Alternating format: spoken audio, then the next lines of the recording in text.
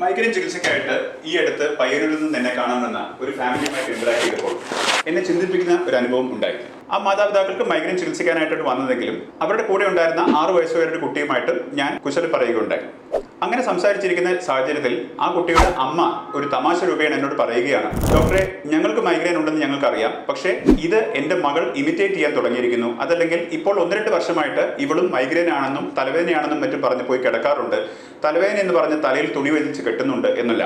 ഇതെല്ലാം മാതാപിതാക്കൾ എന്നോട് ഷെയർ ചെയ്തത് വളരെ ഒരു നിസ്സാരപ്പെട്ട രീതിയിലും വളരെ ഒരു തമാശ എന്ന രീതിയിലും പറഞ്ഞതെന്ന് ഓർക്കണം.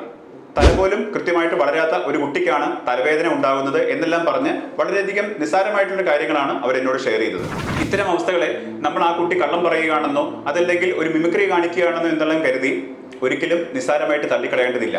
ആ കുട്ടിയോട് വിശദമായിട്ട് സംസാരിക്കുകയും കുട്ടിയെ ഒരു വിശദമായിട്ടുള്ള ശാരീരിക പരിശോധനയ്ക്ക് വിധേയമാക്കുകയും ചെയ്തപ്പോൾ എനിക്ക് മനസ്സിലാക്കാനായിട്ട് സാധിച്ചത് ആ കുട്ടിക്ക് കൃത്യമായിട്ട് തലവേദന ഉണ്ടാകുന്നുണ്ടോ എന്നുള്ളതും കൃത്യമായിട്ടുള്ള ഫ്രീക്വൻസി സ്കൂളിൽ പോകുമ്പോഴും വെയിൽ കൊള്ളുമ്പോഴും ചാടി കളിക്കുമ്പോഴും പ്രത്യേകിച്ച് ചിൽഡ്രൻസ് പാർക്കിലും മറ്റും ഊഞ്ഞാലാടുമ്പോഴും മറ്റും തലവേദനയും ഓക്കാനവും മറ്റും വരുന്നുണ്ട് എന്നുള്ളത് മനസ്സിലാക്കാനായിട്ട് സാധിച്ചു.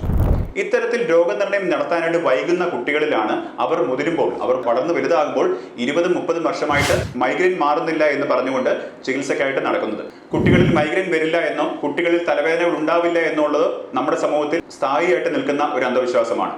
ഇത്തരം കൊച്ചുകുട്ടികളുടെ തലവേദനയും മറ്റും ചികിത്സിക്കുമ്പോൾ ഞങ്ങൾക്ക് ഉണ്ടാകുന്ന സന്തോഷം എന്ന് പറയുന്നത് വളരെ ചെറുപ്രായത്തിൽ തന്നെ ഒരു ഏർലി ഡയഗ്നോസിസും ബെറ്റർ ട്രീറ്റ്മെന്റും കൊടുക്കാനായിട്ട് ഞങ്ങൾക്കാവുന്നു എന്നുള്ളതാണ്. അതിന് പകരം അവർ ചികിത്സ എടുക്കാതെ മേ ബി കണ്ണിന്റെ പ്രശ്നമാണെന്ന് പറഞ്ഞിട്ട് കണ്ണട വെക്കുക, അതല്ലെങ്കിൽ തലവേദന എന്ന് പറയുന്നത് നീ ഒരുപാട് നേരം മൊബൈലിൽ നോക്കുകയാണെന്നെല്ലാം പറഞ്ഞ് എക്സ്ക്യൂസുകൾ പറഞ്ഞ് അവരെ ഒഴിവാക്കി വിടുന്നതിലും കൃത്യമായിട്ടുള്ള ചികിത്സ എടുക്കുവാൻ തന്നെ ശ്രദ്ധിക്കുമല്ലോ. തലവേദന മൂലം എൻ്റെ ജീവിതത്തിൽ നല്ലൊരു കാലഘട്ടം മുഴുവൻ നഷ്ടപ്പെട്ടു എന്ന് പറയുന്ന മുതിർന്നവരോട് എനിക്കിതാണ് പറയാനുള്ളത്. നിങ്ങളുടെ കുടുംബത്തിലെ കുട്ടികൾക്ക് തലവേദന ഉണ്ടാകുന്നുണ്ടെങ്കിൽ കൃത്യമായിട്ടുള്ള ചികിത്സ കൊടുത്ത് അത് എത്രയും പെട്ടെന്ന് മാറ്റിയെടുക്കാനായിട്ട് ശ്രദ്ധിക്കേണ്ടതാണ്.